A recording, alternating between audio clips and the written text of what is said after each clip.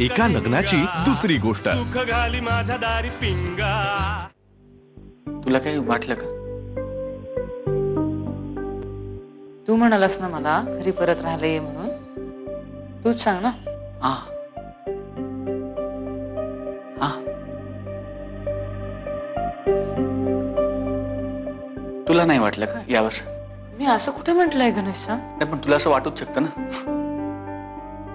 आणि तुला जर असं वाटणार असेल किंवा वाटत असेल, I am okay with that.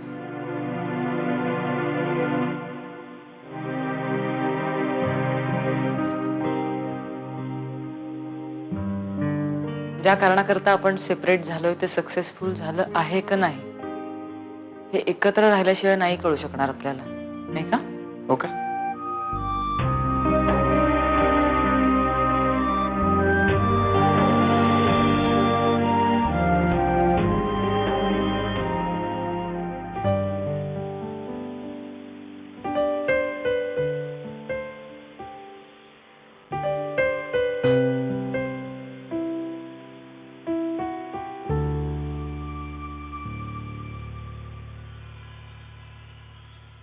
कुछ कम रोशन है रोशनी, कुछ कम गीली है बारिशें, कुछ कम लहराती है हवा, कुछ कम है दिल में ख्वाहिशें।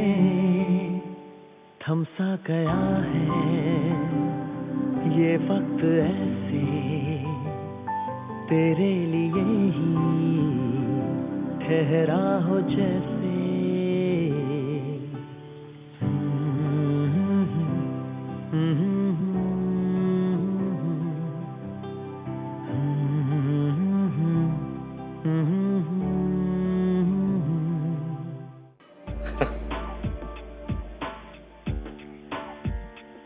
चेहरेपट्टी सुद्धा अगदी मथुच्या वळणावर गेली आहे तुझी।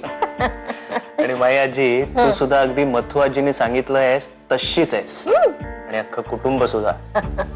एक मिनिट हा। हे सुद्धा मथूनच सांगितलं वाटतं। हो ना। मग कशी सुरू आहे प्रगती? आपला प्लॅन सक्सेसफुल होणार 100%। राधाशी मैत्री करायला मला जरा वेळ लागला, कारण राधा तशी आणि त्यात एक दिवस घनश्याम तिथे आला होता, त्यामुळे राधा पूर्णपणे त्याच्यात रमली होती। त्यामुळे राधाला माझ्या बाजूने वळवून घेणं जरा कठीण होतं काय आहे इनफॅक्ट। पण मी सुद्धा माझ्या बाजूने प्रयत्नांची शिकस्त करतोय। घनश्यामकडे बघितलंय, त्याचे डोळे आत्ताच हिरवे दिसू लागले। आज तर त्याने माझी कॉलरच धरली असती, इतका अस्वस्थ झालाय तो। जपून हो, अहिंसेच्या मार्गाने जे काय करायचंय ते कर। अभिरला कल्पना दिली आहे ना की आपल्या या नाटकातले बाकीचे 2 मोरे कोण आहे त्याची? नाही रे बाबा, तो या नाटकातला एक पात्र आहे। एका लग्नाची दुसरी गोष्ट।